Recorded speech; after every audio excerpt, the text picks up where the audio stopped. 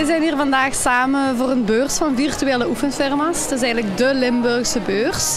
Hier zijn dan ook 40 oefenfirma's aanwezig en zij komen hier om hun producten te presenteren en om handel te drijven met elkaar.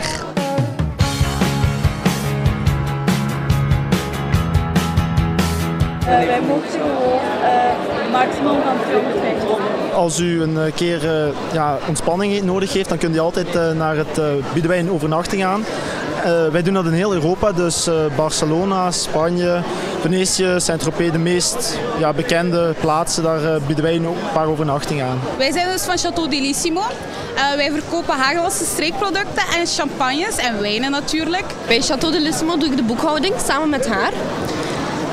We zorgen ervoor dat alles altijd op tijd betaald is en dat wij zelf ook alles op tijd betalen. Ik vind dat wel fijn. En ik raad iedereen aan om champagne of wijn te kopen bij ons.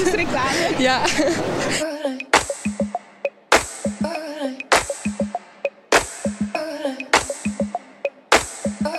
Het zijn de studenten Handelbureautica jaar 3 die de beurs organiseren. Het zijn zij dan ook die dit later in hun taak als leraar kunnen uitvoeren. Dus het is de bedoeling dat zij op termijn ook begeleider worden van oefenfirma's en dat zij eventueel ook een regionale beurs kunnen organiseren. Ik ben algemeen directeur of CEO, zoals het tegenwoordig zeggen in het Engels. Dus ik coördineer eigenlijk alles. Dus ik leid de vergaderingen, ik stel de agendapunten op.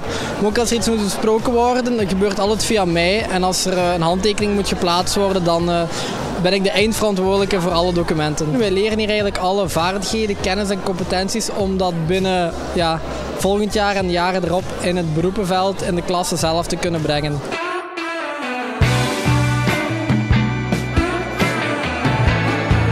Zij leren eigenlijk hoe ze producten aan de man moeten brengen en op welke manier zij een administratie moeten voeren, bestelbonnen moeten invullen, promotie moeten organiseren en verkoopsgesprekken moeten houden en zo verder. Ik heb al veel bijgeleerd, dus vooral hoe ik moet omgaan met de boekhouding. En het is ook fijn voor het latere bedrijfsleven, dat is allemaal extra ervaring die je meeneemt.